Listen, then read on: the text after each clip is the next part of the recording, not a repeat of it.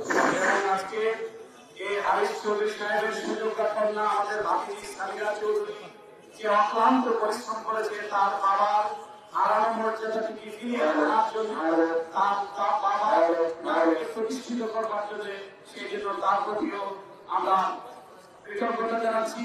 এবং বিএনপি নেতৃবৃন্দ এখানে যারা উপস্থিত হয়েছেন, জামাতে ইসলামী, বৈষম্য বিরোধী ছাত্র, নাগরিক কমিটি যারা এসেছেন, সকলকে আমি আমার ব্যক্তিগত পক্ষ থেকে আন্তরিক শুভেচ্ছা এবং ধন্যবাদ এবং কৃতজ্ঞতা জানাচ্ছি।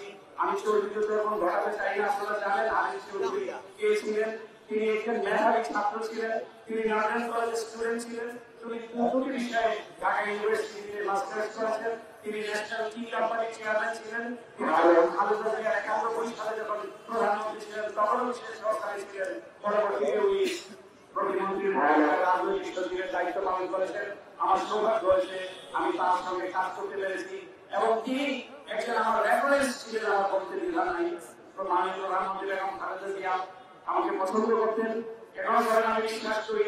তো তার এই পরিচিতির সুবাদে অর্থাৎ হারিস চৌধুরীর মাধ্যমেই আমার এই পরিচিতি ঘটে, সেই জন্য আমিও কৃতজ্ঞ এবং আজকের এই কর্ম প্রক্রিয়ার সাথে যুক্ত থাকতে পেরে যুক্ত করতে পেরেছি বলে আমি মনে করি। আপনারা সকলে তার দিকে আপনার মাঝখানের জন্য দোয়া করবেন।